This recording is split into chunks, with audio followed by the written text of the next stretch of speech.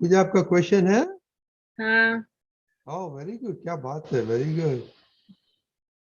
वो सामायिक कैसे करे? सामायिक नहीं होती है मेरे से। हाँ, यशोदा। वो दादाजी को हाजिर करने का कि दादा भगवान, हे श्री सिमंदर स्वामी, हे सर्वे शासन देवी देवताओं, मुझे संपूर्ण शुद्ध उपयोग पूर्वक सामायिक करने की शक्ति दो। सबसे पहले ही दादा से शक्ति मांगने की, हाँ। क्योंकि हम सामायिक करते हैं तो फिर उस समय कितनी बार हमारा चित्त दूसरी जगह पे चला जाता है। आप आंख बंद करके बैठ के भी ऐसा लगेगा कि चलो आज मैं सामायिक करती हूँ, तो जैसे ही सामायिक करते हैं तो फिर कभी कभी ऐसा याद आएगा, अरे मेरा बच्चा उधर स्कूल में से अभी आएगा, उसको मैंने खाना नहीं बनाया या ऐसा नहीं किया। फिर अभी ऐसा हो जाएगा, अरे किचन में ये रख के आई हूँ। ऐसा पूरा उपयोग क्या है, बिखरा हुआ है हमारा। अभी हमारा चित्त पूरा 100% शुद्ध नहीं हुआ है। तो चित्त की वृत्ति क्या है, बाहर घूमती रहती है। तो वो घूमती रहेगी। तो फिर उसके पहले हम क्या करते, दादाजी ने पहला लेसन दिया कि जब भी सामायिक करना हो, प्रतिक्रमण करना हो, तो दादा से, सिमंदर स्वामी, देवी देवताओं को हाजिर करके उनसे शक्ति मांगने का कि हे दादा भगवान, हे सिमंदर स्वामी, हे सर्वे शासन देवी देवताओं, आप हाजिर हो, मेरे हृदय में विराजमान हो, और मेरा चित्त कहाँ भी बाहर ना जाए। मुझे उपयोग पूर्वक, उपयोग पूर्वक यानी कैसा कि आपका, आप जो प्रतिक्रमण करते हैं तो आप उसको अलग होके देख सको, उसको उपयोग बोला जाता है। आप प्रतिक्रमण कौन करता है? पूजा। हाँ, तो पूजा को बोलने का, पूजा आपको प्रतिक्रमण करने का है, और प्रतिक्रमण कैसा करने का, उपयोग पूर्वक। और तुम उसको प्रॉपरली, कहाँ भी चित्त को बाहर जाने नहीं देना। या तो सबसे पहले आपको सामायिक करने बैठना है ना, तो सब काम निपटा निपटा के आओ, सब जगह पे फ्री होके आओ। नहीं तो फिर थोड़ी थोड़ी देर के बाद फिर उठनेगा, तो उपयोग पूर्वक आपका ये न प्रतिक्रमण होगा, न आपका ये जो आप क्या बोल रहे थे अभी, सामायिक। सामायिक नहीं होगा। तो उपयोग पूर्वक बैठने का, फिर उपयोग करके फिर जुदा हो जाने का। पर पहले फिर डिसाइड करने का कि आज आपको सामायिक करना किस बात का है। तो वो सामायिक का सब्जेक्ट नक्की होना चाहिए कि भाई मेरा सामायिक आज मुझे मोह का करने का है।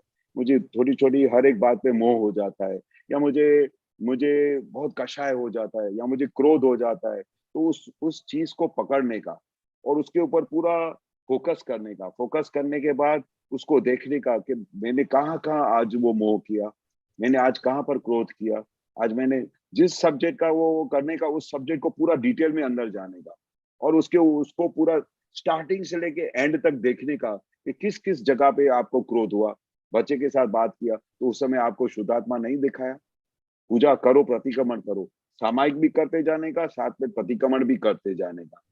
तो इसमें क्या होता है, सामायिक में पूरी दो चीजें होती है। जो तुम्हारी गांठ होती है ना, वो पूरी उगल जाती है।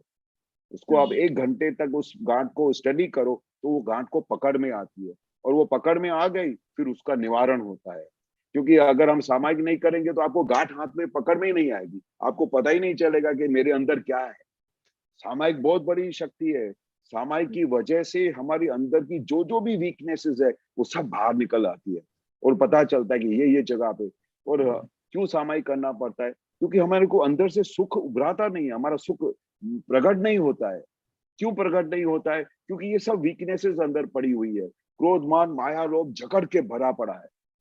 उन सब को बाहर निकालना है, वो सब चोरों को बाहर निकालना है। तो उसको यही एक तरीका है कि सामायिक करने का। सामायिक में बैठेंगे तो 48 मिनट्स तक क्या करने का, आपका पूरा चित्त दूसरी जगह से बंद हो गया, सब जगह से ताला लग गया, और अभी आपका फोकस उसी एक पॉइंट पे है। और उस एक पॉइंट को देखने का, फिर उससे बात करने का कि ये तू क्रोध करती है, इससे तुमको क्या लाभ मिलता है, क्या लाभ मिलता है। वो तुम्हारे कहने के मुताबिक तो चलते नहीं है बच्चे, फिर भी तुम क्रोध करती हो। फिर उस क्रोध से दादा बोलते हैं कि कितनी सारी जीवात अंदर मर जाती है। अभी इतनी सारी जीवात मर जाएगी तो उसका कितना आवरण आएगा। इतनी जागृति रखनी पड़ती है। तो फिर उसको समझाने का, पूजा को, पूजा देखो तुमको कितना नुकसान होता है, तो इस क्रोध करने से क्या मिलेगा आपको। तो इसको, क्रोध को अभी छोड़ो, अभी उसके अंदर शुद्धात्मा देखो।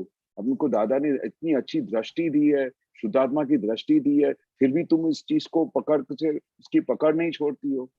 और तुमको ऐसा ही लगता है कि तुम सही हो, इसके लिए वो क्रोध करती हो। फिर तुमको ऐसा लगता है कि अगर मैं क्रोध नहीं करूं तो ये ऊंधा चलेगा, या तो ये इसको और भी खराब चलेगा। ये सब ऑल चीज क्या है, बुद्धि के सब तराने हैं। इस सब को बाहर रखो, उसको बोलो। दादा क्या डायरेक्ट प्रकाश से काम करते थे, पूरा विज्ञान से काम करते थे, वैसा ज्ञान वैसी समझ दादा ने आपको दी है। तो अभी कब तक हम बुद्धि के हिसाब से चलेंगे? बुद्धि का स्वभाव ही ऐसा है, हर एक चीज में से खामी निकालने का। ऐसा होगा तो उसमें से फायदा होगा, ऐसा होगा तो इसमें से नुकसान होगा। पूरा दिन व्यवस्थित शक्ति की चीज की तो समझने की हम प्रयास भी नहीं करते।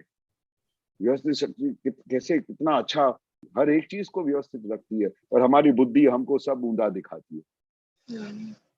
तो ऐसी तरह से जो भी वीकनेसेस है, एक एक को रोज एक एक करके पकड़ने का। कभी मोह को पकड़ने का, कभी कपट को पकड़ने का, कभी किसी जो भी है, ये आखा दिन किसी के दोष दिखाई देते तो उस दिन दोष को पकड़ने का। ऐसा करके अंदर जो भी चीजें आपको हैरान करती है उसका सामायिक करने का। पूरे पहले तो लिस्ट बनाने का, एक नोटबुक में लिखने का कि आपको कौन सी चीज हैरान करती है, जिसकी वजह से आपको दादाजी का ज्ञान में आपको वो ज्ञान की अंदर से आनंद नहीं आता है। दादाजी की ये समझ मिलने के बाद तो सेकंड टू सेकंड इतना आनंद रहना चाहिए कि हमको दादा ने क्या दे दिया, जो चीज आप कल्पना नहीं कर सकते हो, जो कभी आपने विचार नहीं किया हो, कभी जो चीज समझ में नहीं आता हो, ऐसा चीज दादा ने आपको समझ जैसी चीज हाथ में दी है, जो हर एक पल हर घड़ी आपको समाधान देती है। इतनी सारी चीज हमारे दादा भगवान ने हमको हाथ में दे दी है, हम उसको इस्तेमाल नहीं करते, हम उसको यूटिलाइज नहीं करते। दादा की एक सेंटेंस भी आप पकड़ लो ना, तो आपका आनंद का जो सुख है इतना उभर आएगा कि आप उसकी कल्पना नहीं कर सकते। और हर घड़ी हर पल हर संजोग में आपको ये समाधान देगा, ऐसा दादा का विज्ञान है। ठीक है, खाली आपको यूटिलाइज करना है। ठीक है, मालूम पड़ा? हाँ हाँ, तो ये सब वापस सुन के वो थोड़ा नोट्स लिखो और बाद में एक्सप्लेन करो, बाद में हमें बताना एक वीक की बाद के कैसा रहता है। चलेगा? हाँ। ओके, जय सच्चिदानंद। जय आपको सच्चिदानंद। नहीं समझ में आओ तो फिर भी पूछने का, फिर नेक्स्ट टाइम आप एक राइट, बार प्रोसेस करके देखने का, बरोबर।